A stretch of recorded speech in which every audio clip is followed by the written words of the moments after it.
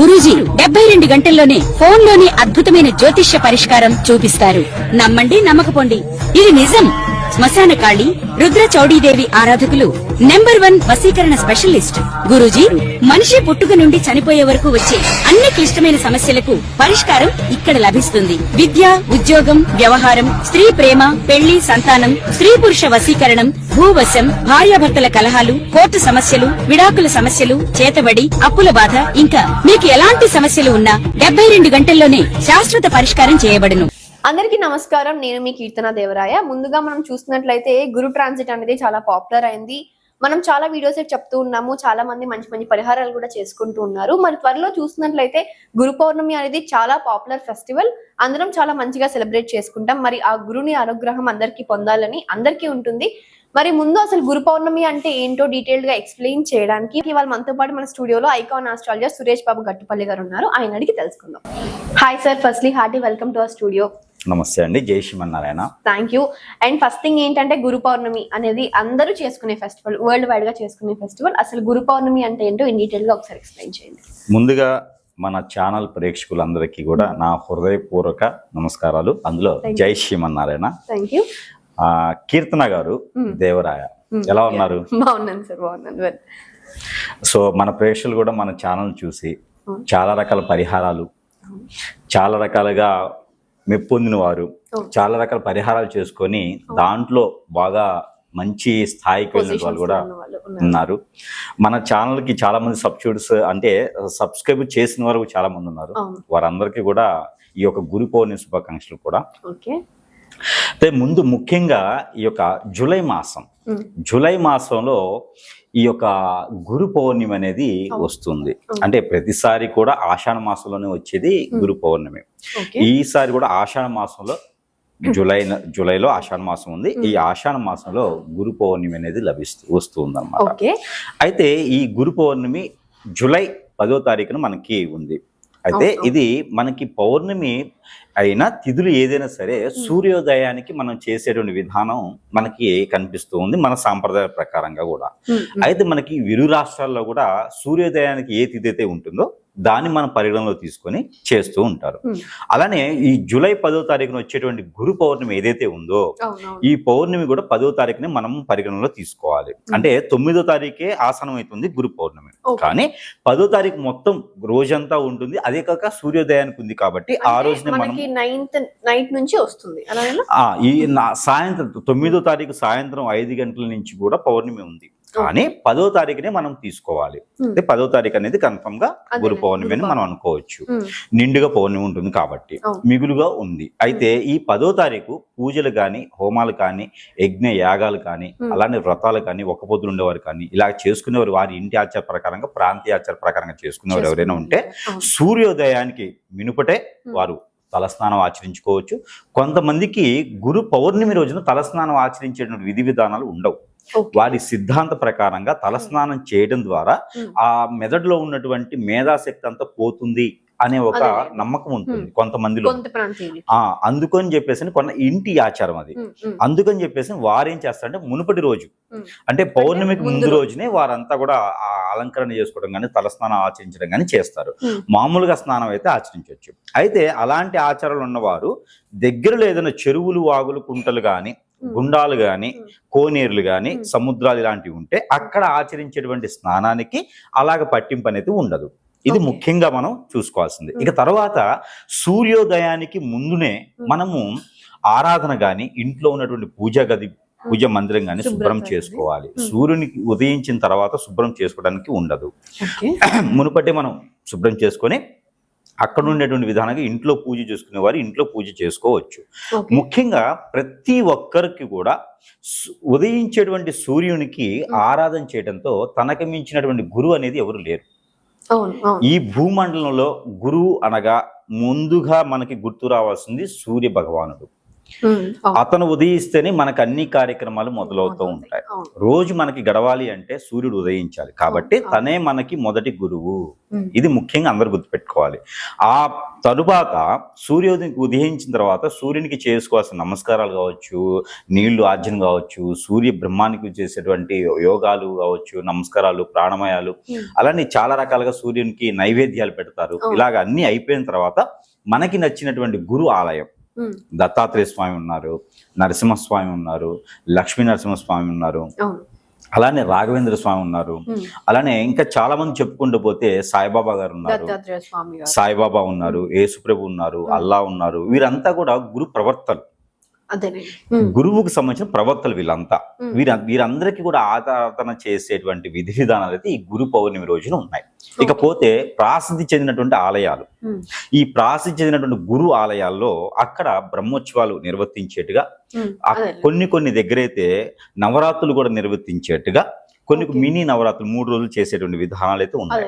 అలానే షిరిడి లాంటి ప్రదేశాల్లో అయితే గనక అక్కడ మనకి ఈ యొక్క కావిడి తిరణాలని చేస్తారు. షిరిడి లాంటి ఏరియాలో కావిడి తిరణాలని చేస్తారు. అక్కడ కావిడి తిరణాల, అలానే రథోత్సవం చేస్తారు. అలాంటి గురువుకు సంబంధించిన దేవాలయాల దగ్గర దత్తాత్రేయ స్వామివారు కావచ్చు, రాఘవేంద్ర స్వామి కావచ్చు, ఇలాంటి వారి దగ్గర వారి దగ్గర ఉన్నటువంటి విధానానికి అక్కడ ఉన్నటువంటి ఆచార పద్ధతుల ప్రకారంగా పల్లకి సేవలు ఇలా చేసేటువంటి విధానం కూడా ఉంటుంది. ముఖ్యంగా షిరిడీలో అయితే మాత్రము చాబిడి, షిరిడిలో చాబిడి అని ఉంటుంది. సాయిబాబా గారు అక్కడ మొత్తము ప్రదేశాలంతా కూడా పల్లకి సేవ చేసి అక్కడి నుంచి సాబిడికి తీసుకొచ్చేటువంటి విధానం కూడా మనకి ఈ రోజే, ఈ గురు పౌర్ణమి రోజు మనకు కనిపిస్తుంది. ఆ చాబిడి దగ్గర అంటే చాలా పెద్ద కథ ఉంది. అది మరొకసారి బాబా గారి గురించి మాట్లాడుకున్నప్పుడు మనం చూద్దాం. అయితే ఈ గురు పౌర్ణమికి అయితే ముఖ్యంగా అలాంటి కార్యక్రమాలు చేయడం ద్వారా పిల్లల్లో ఉన్నటువంటి ప్రశాంత లేకపోవడం, నరదిష్టి ప్రవాహం, ఇవన్నీ కూడా తగ్గుముఖం పడతాయి. పిల్లలు చదువుకునేటువంటి వారు కావచ్చు, జాబ్ చేసేవారు కావచ్చు, వ్యాపారం చేసేవారు కావచ్చు, వారి మైండ్ సెట్ ఏదైనా బాగలేకపోతే, అనీజీగా ఉంటే, జ్ఞాపక శక్తి లేకపోతే కనుక ఈ గురువుకు సంబంధించిన గురు పౌర్ణమి రోజున కనుక అభిషేక, అర్చన, హోమ, యజ్ఞ, యాగాలు, జపాలు చేసినా కూడా అది పుణ్య ఫలితం వస్తుంది ఖచ్చితంగా అని చెప్పొచ్చు. మరొకటి ఏంటంటే విద్య నేర్చుకునేటువంటి వారికి, అధ్యయనం నేర్చుకునేటువంటి వారికి మొదటిగా సూర్యుడు, చంద్రుడినే గురువుగా భావిస్తారు. అందుకని గురు పౌర్ణమి అంటే చంద్రునికి సంబంధించింది కాబట్టి అందులోనూ ఇంట్లో ఎవరికైనా తల్లి గారికి కానీ, తల్లి స్వభావంతో కూడినటువంటి స్త్రీలకు ఎవరికైనా బాలేకపోతే కూడా యజ్ఞాలు చేయించడం ద్వారా, అక్కడ జపం చేయించడం ద్వారా, లేదన్నా హోమం చేయించడం ద్వారా, లేదంటే కనీసం వ్రతం చేయించడం ద్వారా అయినా సరే ఆరోగ్యం కుదిరిపడేటువంటి విధానాలు కూడా మన పురాణాల్లో చాలా వరకు ఉన్నాయి. ఈ గురు పౌర్ణమి ఒక ప్రత్యేకత అయితే ఇలా ఉంటుంది. ఇకపోతే ఈ గురు పౌర్ణమి రోజున నాన్ వెజ్ తినకుండా గురువుని ఆరాధిస్తూ మనకి విద్యాబుద్ధులు నేర్పినటువంటి, మనకి నాగరికత నేర్పినటువంటి, మనకి ఎలా జీవించాలి మానవాళిలో అనేటువంటి ముందుకి దారి చూపించే, మార్గదర్శిగా చూపించేటువంటి ప్రతి ఒక్కరు మనకి గురువుతో సమానం. తల్లిదండ్రి తర్వాత గురువుతో సమానం. అంటే ప్రతి ఒక్కరు కూడా మనకి డబ్బు లేని సమయంలో డబ్బు సహాయం చేసి పలాని వ్యాపారం పెట్టుకోమని చెప్పిన వారు కూడా గురువే. లేదు నాయన నువ్వు పలాని దారిలోకి వెళ్ళి మంచి జరుగుతుందని చెప్పినటువంటి వాడు గురువే. వాడు ఫ్రెండ్ కావచ్చు, స్నేహితుడు కావచ్చు, శ్రేయోభిలాషి కావచ్చు, రిలేషన్స్ కావచ్చు, కానీ మనకి గురువుతో సమానం. వారి అంతటి వారికి కూడా వారికి పాద సేవ చేసుకోవటం, వారికి ఏదన్నా బట్టలు దానం ఇవ్వటం, అలాంటి చేస్తే ద్వారా కూడా కొంతమేర పుణ్యం అనేది వస్తుంది. వారు పెట్టినటువంటి దారులు నడుచుకుంటూ వెళ్తే కూడా మనకి ఆ పుణ్యఫలమే కాకుండా మనం వెళ్ళాల్సినటువంటి దారి, గోల్ ఏదైతే ఉందో దానికి ఖచ్చితంగా రీచ్ అవుతాము. ఇది గురువుకు సంబంధించినటువంటి విధానం. ఇక చివరిగా మనకి గురువు పౌర్ణమి ఏ రోజు ఎట్లా వస్తుంది, ఎప్పుడు ఎట్లా పూజ చేసుకోవాలనే దానికి చూసినట్టయితే కనుక మనకి గురు పౌర్ణమి జూలై 10వ తారీఖున వస్తుంది. అదే రోజున పూజలు చేసుకోవచ్చు. అయితే ఇది సూర్యబింబానికి ముందుగానే దేవుని మందిరం మనం అనుకున్నట్టు పూజలు చేసుకునే విధానం ఉంటుంది. అలానే గురువుకు సంబంధించినటువంటి నైవేద్యం ఏముంటుందో అది చక్కెర పొంగలి అంటే చాలా ఇష్టం. గురువు ఎవరికైనా సరే తీపి పదార్థం చేసి పెట్టాలి, చక్కెర పొంగల్ చేసుకొని పెట్టాలి. ఆ తర్వాత గోధుమలతో చేసేటువంటి తీపి పదార్థాలు, గోధుమతో రవ్వతో చేసి దాంట్లో బెల్లం వేసి నైవేద్యం పెట్టాలి ఉదయించేటువంటి సూర్యునికి. ఇది ప్రతి ఒక్కరు కూడా చేయాలి. ఇంకా అనారోగ్యంగా ఉన్నవారు, దాంట్లో ఇంకా నెగిటివ్ ఏదైనా జరిగి ఉన్నవారు, మైండ్ పరంగా ఎదగలేనటువంటి వారు, పిల్లలు అయితే బాలరిష్ట రోగాలతో ఉన్నవారు ఎవరైనా ఉంటే ఉదయించే సూర్యునికి నీళ్లు ఆజ్ఞించాలి. ఓకే. ఇవన్నీ కూడా గురు పౌర్ణమి రోజు చేసుకుంటే చాలా మంచిది. ఇకపోతే తర్వాత 5 నారికేళములు ఏదైనా స్వామివారి గుడిలో, అంటే గురువు సంబంధించినటువంటి గుడిలో, అంటే ఇప్పుడు సాయిబాబా వారు కావచ్చు, దత్తాత్రేయ స్వామి వారు కావచ్చు, వారు ఎవరినైతే ఆరాధిస్తారో ఆ ఆలయంలో, ఇంకొకటి ఏంటంటే మణికంఠ స్వామి కానీ, సుబ్రహ్మణ్య స్వామి కానీ, వీరు కూడా గురువుతోనే సమానం. అలాంటి ఆలయాల్లో దక్షిణామూర్తి కూడా గురువుతో సమానం. అయితే ఇలాంటి ఆలయాల్లో వీరు కనుక యజ్ఞ యాగాలు, హోమాలు, పూజలు కాకుండా అలా చేయలేనటువంటి సందర్భం ఉన్నా, చేయలేని పరిస్థితులు ఉన్నా కూడా వారు ఒక 5 నారికేళములు, 5 అనగా ప్రకృతి సంబంధించి, అందుకని 5 నారికేళములు ఒక చిప్ప కూడా వెనక్కి తెచ్చుకోకుండా 5 నారికేళములు ఆ స్వామివారికి సమర్పించాలి. అప్పుడు ఆ స్వామివారికి 5 నారికేళములు సమర్పించడం ద్వారా మనకున్నటువంటి క్రామ క్రోధాలన్నీ కూడా హరించకపోయేసి మనం ఎలా జీవించాలనేది ఉంటుంది. దిష్టి దోషాలన్నీ కూడా తొలగిపోయేదానికి ఉంటుంది. అందుకని గురువు సంబంధించిన దానిలో అది. అంతా సాయిబాబా వారి మందిరంలో, ఆలయంలో అయితే గనక అక్కడ ధుని అని ఉంటుంది. ఆ ధునిలో గనక మనకి దొరికేటువంటి మొక్కలు గాని, చెట్లు గాని ఏమైనా ఉంటే దాంట్లో మద్ది, టేక అని ఉంటాయి, 2 జాతులకు సంబంధించినవి. అవి దాంట్లో వేయటం ద్వారా మనలో ఉన్నటువంటి ఆర్థిక సమస్యలన్నీ కూడా తొలగిపోతాయి. ప్రతి ఒక్కరు కూడా ప్రయత్నం చేసి చూస్తే రానున్నటువంటి గురు పౌర్ణమి కల్లా కూడా మనకున్నటువంటి స్థితిగతులు నుంచి బయటపడేదానికి ఉంటుంది. ఈ గురు పౌర్ణమి ప్రత్యేకత చెప్పుకుంటూ పోతే గురు పౌర్ణమి కూడా వస్తుంది. అందుకని 12 రాసుల వారికి ఎలా ఉంటుందో అనేది మనం ఒకసారి చూద్దాము. అయితే ముఖ్యంగా గురు పౌర్ణమికి అయితే ఇలా చేసుకుంటే సరిపోతుంది. నైవేద్యం కూడా వారు రొట్టెలు పెట్టుకోవచ్చు, పాలు పెట్టుకోవచ్చు, తెల్లని పదార్థాలు, చక్కెర పొంగల్ పెట్టవచ్చు. ఆ విధమైనటువంటి విధి పెట్టుకుంటే సరిపోతుంది. సార్, మనం ముందుగా చూసుకుంటే సింహరాశి వారికి ఈ గురు పౌర్ణమికి ఎలాంటి పరిహారాలు చేసుకుంటే ఆ గురుని అనుగ్రహం సంపూర్ణంగా కలగగలరో ఒకసారి వివరించండి. అయితే మనకి ఇప్పుడు ఏదైతే జూలై మాసంలో వచ్చేటువంటి గురు పౌర్ణమి ఉందో, ఈ జూలై మాసం ఆషాఢ మాసంలో వచ్చేటువంటి పౌర్ణమికి గురు పౌర్ణమి అంటారు.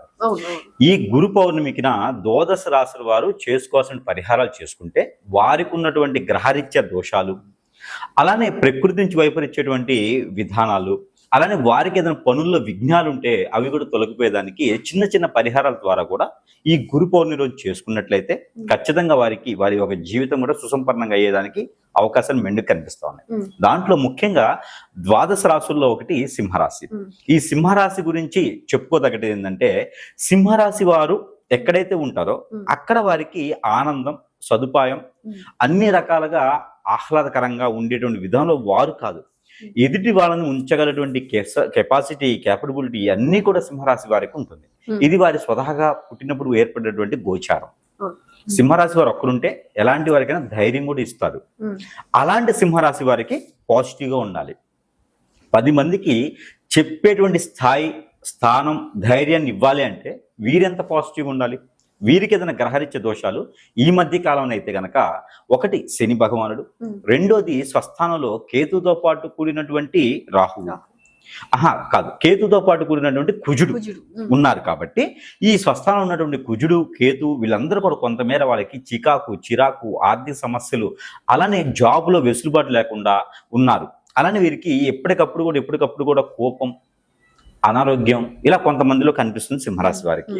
అలానే వీరికి ఉన్నటువంటి స్థితిగతుల నుంచి బయటపడేందుకు ఈ గురు పౌర్ణమి రోజున వీరు ఈ 2020 సంవత్సరంలో వచ్చేటువంటి ఈ గురు పౌర్ణమి రోజున ఖచ్చితంగా వీరు కనుక చేయవలసినటువంటి చిన్న చిన్న పరిహారాలు చేసుకుంటే సరిపోతుంది. అయితే ఒకటి ఏంటంటే, ఏదైనా గురువుకు సంబంధించిన ఆలయాల్లో స్వామివారికి అర్చన చేసేటప్పుడు వీరు ఒక 56 రూపాయలు చిల్లర కాయిన్స్ ఏదైనా తీసుకొని, లేదా 56 కాయిన్స్ వీరు తీసుకొని, ఆ కాయిన్స్ తో పాటు ఎర్రని పువ్వులు కాయిన్స్, ఈ 2 కూడా కలిపి స్వామివారికి మంత్రపుష్పం చేయాలి.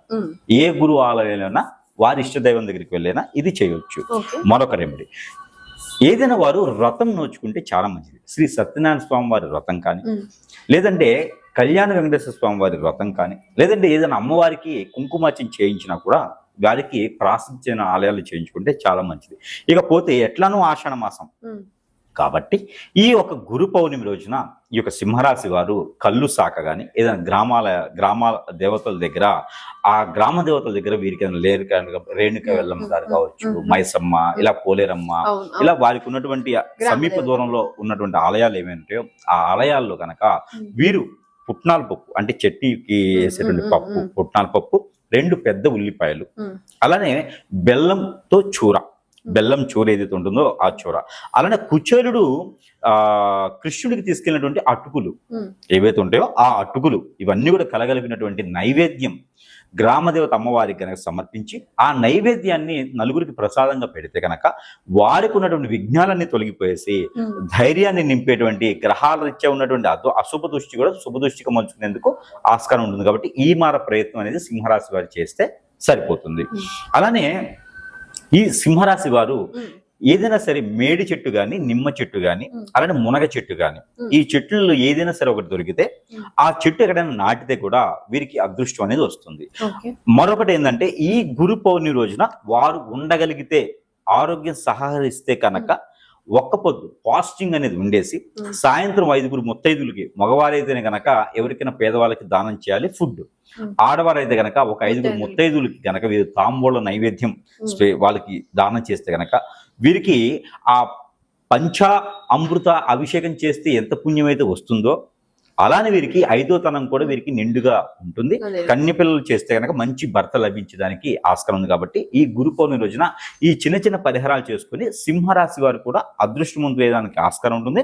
చేసే పనికి విఘ్నాలున్నా, విదేశీయానికి ఆటంకం వచ్చినా, చేసే బిజినెస్లు నష్టపోయినా, ఆర్థిక సమస్యలున్నా, ఆరోగ్య సమస్యలున్నా, ఎక్కడ కూడా ఎసులుబాటు లేకుండా జాబ్ లో కూడా వీరికి ఎసులుబాటు లేకుండా గ్రహాలన్నీ కూడా కోలబొలుకొని వీరికి చెడు చూస్తుంటే కూడా అవన్నీ కూడా పటాపంచలు వేసి ఆ గ్రహాల యొక్క సౌలభ్యం కూడా వీరికి లభించలేదు. కాబట్టి ఈ చిన్నపాటి పరిహారాలు చేసుకుంటే సరిపోతుంది.